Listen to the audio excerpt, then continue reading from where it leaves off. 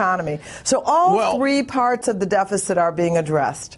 All of these tax cuts that have been given out to the, quote, job creators has been far short of what they thought it was going to be. But the key now, is it not, in this coming up in the election year, for the Democrats to be on the same page, to collectively say, and maybe even go so far as to signing a pledge, that it's over for the rich. You've had it for 10 years. Do you think the Democratic Party will follow the president on this? Well, they certainly should. You know, the nerve of them to talk about class warfare when all of the growth in the economy, all of the wealth in the economy has gone to the richest Americans. And this has not been some sort of natural disaster or act of God. This has been their policies that have driven the money upward. And you've been talking about the destruction of the middle class for a long time. That's the kind of class warfare the rich won so far.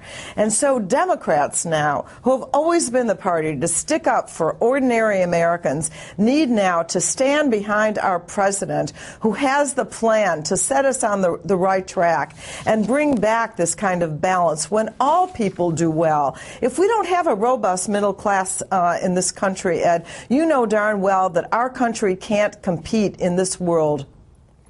Well, you got no disposable income by the middle class. I don't know how your economy is going to be digging out of the ditch. I mean, but I will tell you what, this is the president that I supported, and this is the president that I've been waiting for.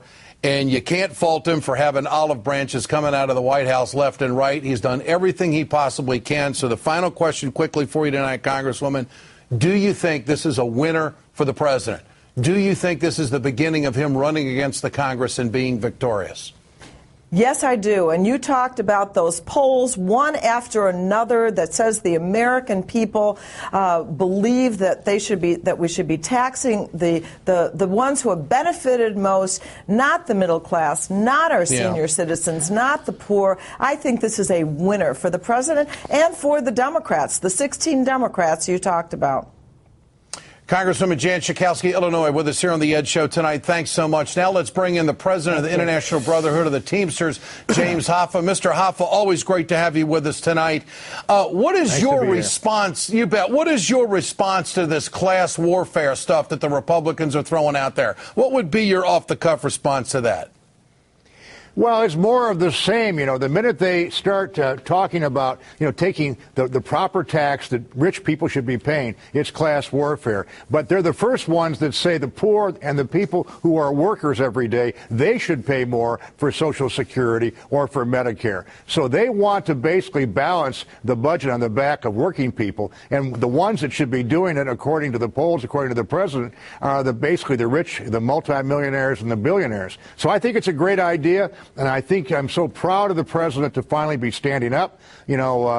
He got to draw a line in the sand. I think he learned a bitter lesson when he had that battle over the increasing the debt ceiling, because he realized he can't deal with these people. You can't be reasonable with people that do not want to be reasonable. And basically, he had a bitter lesson, and I think this is the reaction. He's saying, I've got to take these people on. I'm going to do the right thing. And you know what? His base is now saying, as far as the Teamsters, as far as working people are saying, finally, he's speaking out like he should. He's talking about basically making the billionaires and millionaires pay their fair share. And the equality of sacrifice is what we've been talking about. And they aren't paying their fair share. They're paying 15%, while somebody else with a W-2 is paying 30%. That's not right, and we got to basically start talking about that. He's got the public behind him. He's got to run with this ball and make sure this is the issue that he takes to the Congress next year.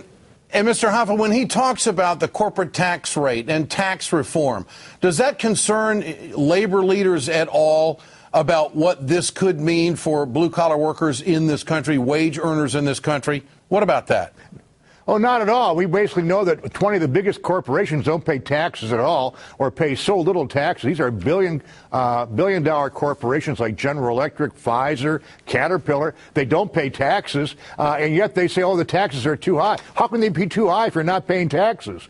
So to me, it's elementary that we basically have to have a big change in the way we collect taxes in this country. We can't let anybody escape. We can't let people come here like General Electric and make billions of dollars and and they actually got a rebate back. Can you believe that? They got a $320 million rebate after they didn't pay any taxes. So we realize that's not right. But basically, you know, this idea of somebody paying 15%, these billionaires and millionaires paying 15%, while working people are paying 30%. That is wrong, and that's going to be the issue. And finally, the president is speaking up, and I applaud him for what he's doing.